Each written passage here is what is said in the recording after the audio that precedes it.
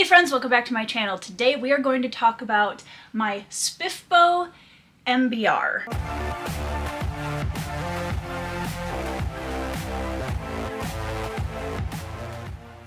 I let you guys know last week in my SPFBO announcement video that my YA dark fantasy book Phased is an entrant in this year's self-published fantasy blog-off, or SPFBO. And man, there are 300 indie science fiction fantasy entrants, and there are some really awesome looking books on this list. I've only read 3 or 4 of them out of the entire 300, which honestly is kind of a tragedy, I'm not gonna lie. So we're gonna remedy that. And what I was really excited about was the books that I chose to put on my MBR for the foreseeable next few months. So this isn't something where I'm planning to read these all in a specific order, or I'm planning on reading them all in a specific month. This is just kind of the group of books that are the top of my priority for SPFBO. Now, as you can imagine, when there are 300 entries, it gets a little difficult to narrow down a small enough group to be manageable in your TBR, and I don't think I've really done that, to be fair. That being said, I know I'm in good company. I know so many people that are struggling to keep their SPFBO TBRs manageable, so I feel like I'm in excellent company. So we're just gonna talk about a few of these, and I don't know, and I'll tell you this right away, I don't know a ton about each of these books. If you guys have been around my channel for a while, you know that I do like to try to go into books somewhat blind, so I'll give you the little bit of pitch that I know for each of these books, and then definitely go check them out. I will try to remember to link them all down in the description box below, so you guys can go click on the link and read the extended blurbs for all of these books. Let's start with the ones that I have that are physical copies first. Now, the first one I've actually already started reading, and that is Heliotrope by Palmer Pickering. And this one I'm going to be able to tell you the most about because I've already started reading it. I'm about 200 pages into this book, and I have to say the opening of Heliotrope, that first chapter, was one of my favorites that I have read in a long time, and I'm sure I'm going to have more to talk about in my dedicated review once I get that far for this book, but the world that Palmer has created feels very authentic and lived in, which is something that I always appreciate. We have some coming-of-age characters alongside a jaded warrior who I absolutely love named Telio. It's very good so far. I really appreciate the dynamics between the characters. As you can see, she's a little chonky, but I'm having a great time with this book so far, and this will probably be one of the first SPFBO books that I actually complete on this MBR. After that, I do have a physical copy of João F. Silva's Seeds of War. This one, I'm so excited to read this. I have been hearing so much buzz about this book. I'm super excited to read it. I know that João is kind of taking a little bit of a twist on a magic system in this book that deals with smoke, and the magic users are called smokesmiths. Say no more, to be quite honest. I have been hearing amazing things about this book. I cannot wait to dive into it. Quite a few of my friends have read it already and have recommended it very highly. Next up, I have The Price of Power by Michael Mitchell? I'm not sure if I'm saying that correctly. This one I don't know that much about other than it is grimdark, and it follows 3 different POVs, which according to the back of the book are a dead prince who isn't actually dead, an orphan with hero's blood who is forced to make a harrowing choice, and a powerful seer who has no choice at all. Her grandson must die. If any of them fails to pay the price, the cost will be the world's complete annihilation. I mean, I'm here for that. I think that sounds like a really interesting cast of characters, so I'm really looking forward to dive into this. All right, now we have to go onto my Kindle, and once again, bear with me. I'm going to slide over here so I have room for the covers. Most of the time when I'm choosing books to put on an MBR, I will read through the blurb. I don't retain a lot of what's in the blurb other than to know that it sounded really interesting and I'm into it. which is a good thing because it helps me go into a lot of these books more blind than I would if I retained everything. So that part is a good thing. But it also makes it very difficult when I'm making videos to actually give you guys a decent synopsis. All right, so the first one we're going to be talking about is Sewell. Now, there was a Kickstarter out for this beautiful indie fantasy book. I've had the opportunity to talk to one of the authors, Jackie Davis, an illustrator, a little bit on Twitter. She's a wonderful person. And the artwork in this book is just beautiful. And I'm really excited to see the story behind a lot of the artwork that the artist and illustrator and author has been posting on Twitter. From the Kindle store, the super basic top blurb is a king destined to rule, a priest determined to protect his land, a demon out to create chaos, and a princess with her eyes on the throne. Next up, another book that I have been meaning to get to for way too long is The Sword of Mercy and Wrath by N.C. Kousis. This is affectionately termed as Grimbark on Twitter, which is basically grimdark that includes werewolves. And I'm very excited to read this because, as you guys know, I have a special place in my heart for stories about werewolves, and especially when it is dark and gritty and it has a lot of character struggle involved, which is definitely something that I know I'm going to get in this book. I've been hearing really great things about it from a lot of different people, and I'm really looking forward to seeing the new and updated version that is now enrolled in SPFBO. The next one is a fairly new one on the indie fantasy scene, and that is Salt in the Wound by Benjamin Averin. This book I've been hearing a lot of buzz about, despite the short amount of time that it has been available, and I think it's only been published for a couple of weeks at the most.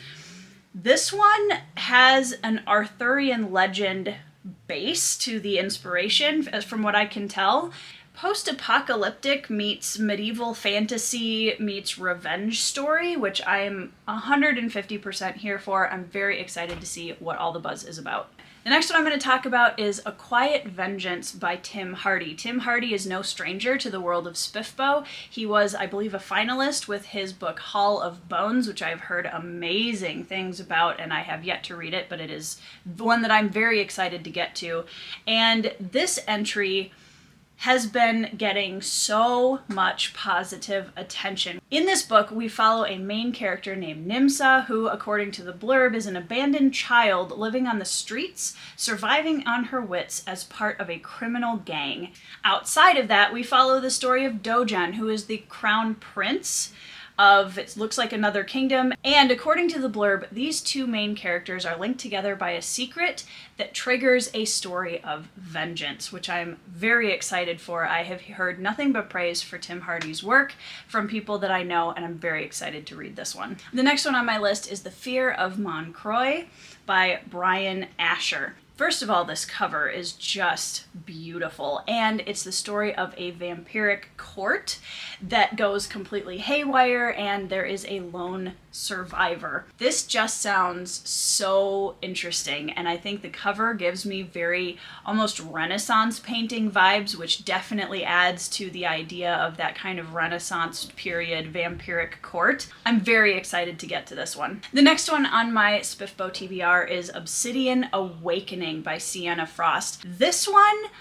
really drew me in because I've been seeing it and reading the blurb so many different times, and it keeps pulling me back and it keeps catching my interest, and I finally decided to just break down and give it a try because I honestly think that this could be a book that I really love. Dive into an unforgiving world of scorching dunes, desert warriors, ruthless conquerors, master assassins, all-knowing oracles, and tribal warfares, led by 7 broken heroes and an enemies to lovers couple to end all. Now I know you might be saying, but Tori, that's a romance. I know there's romance in here, and I'm expecting that. However, I'm really excited to see how Sienna Frost weaves that together with this very politically tense, like, gritty fantasy feel.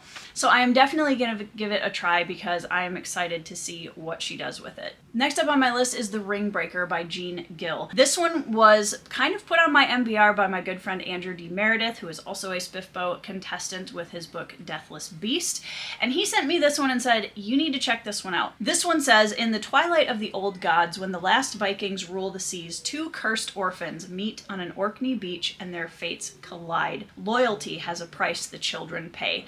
Now this definitely sounds like it's going to be something up my alley. I'm very excited to see if this is a very dark, gritty kind of coming of age, Viking-inspired fantasy. That's what I'm guessing I'm going to get out of it, and that just sounds amazing. Next up, I have Bob the Wizard by M.V. Prindle. Now this one, first of all, the cover. The cover is fantastic. It immediately tells me so much about the story, and I love it so much.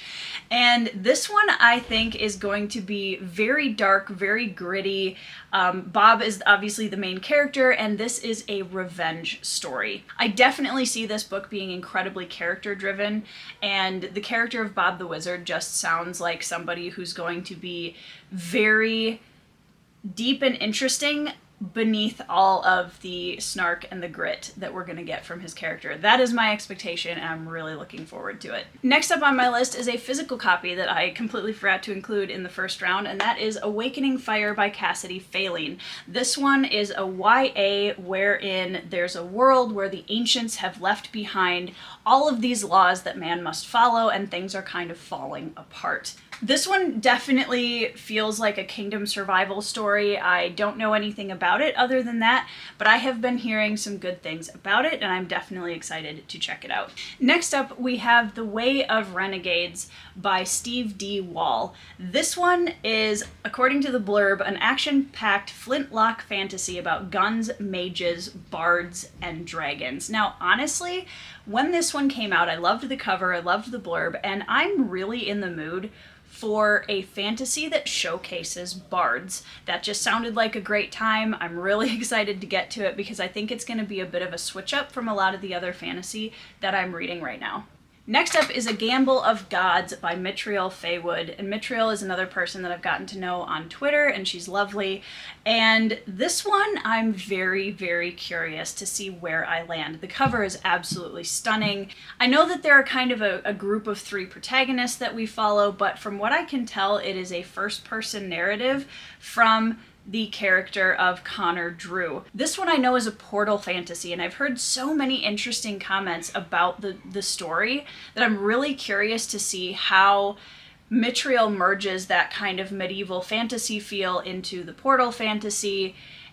And I think it will be fun to read that in a way that feels fresh and exciting. The next one is Curse of the Fallen by H.C. Newell. Now, if you've been around the indie community on Twitter, no doubt you've seen this beautiful tree-based cover. It is stunning.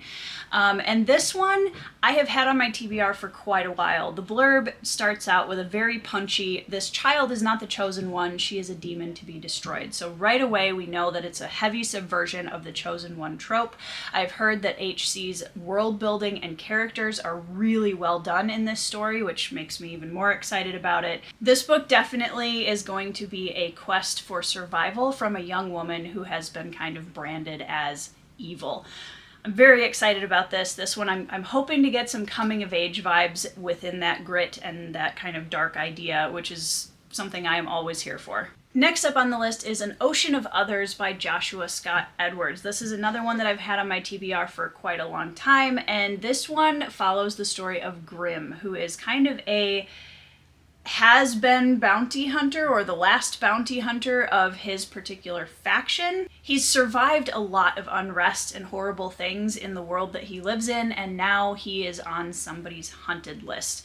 That's what I'm getting from this blurb, and that sounds amazing. I always love a story about a jaded warrior or a jaded assassin or whatever. Insert fantasy occupation here. And I think that this one's going to be a really fun read. Next up, we have Cold West by Clayton Snyder. This one, again, I'm not entirely sure where I'm going to land on this one. I have read one of Clayton Snyder's books before, and I really, really loved the writing style and the atmosphere of the story, but the plot line of the book was one that I just didn't really jive with. So I'm really excited to try this one because I think as a story idea, this is definitely going to jive with me a lot more. And that one is giving me old school fantasy western vibes and a revenge story and a cowboy father who's trying to protect his sons, and his wife is gone, and he becomes a bounty hunter. Now that all sounds incredibly up my alley, and I'm very excited to get to this one. The last one on my list is Of Thieves and Shadows by B.S.H. Garcia, who is a fellow fantasy mom. This one, honestly, the cover just pulled me in like a fish hook. I'm so excited to read this book based on nothing but the cover. This one definitely gives me very high epic fantasy feel. We have three nations kind of at tenuous peace with each other, and it sounds like that tenuous peace is going to crumble. This looks like it's also going to have some motley crew and a character who is thrust into the position of leadership that she wasn't necessarily supposed to have or is not comfortable with. And all of those things just sound wonderful. And honestly, this cover, you guys, like, it's just so good. So I'm very excited to get to this one as well. I have it on the way. So I know that there are other books that I have even already ordered. I will probably end up doing a part 2 of my SPFBO TBR, but I wanted to give you guys a really quick overview of some of the books that are kind of high up on the list of ones that I want to try and taste test, and the ones that I love I will be committing to reading in the next few months, and I'm very excited about it. There are some absolute gems ready to be read in this pile, and I cannot wait to discover them. Definitely let me know down in the comments what's on your SPFBO TBR. What books are you most excited to read? Which ones caught your interest? What are your favorite covers? Tell me all of the SPFBO things. And thank you for hanging out with me while I tell you about the books that I'm going to be reading potentially for SPFBO this year. So, I hope you guys are all having a fantastic week. I hope that you are all finding and reading 5-star reads, and I will see you in the next video.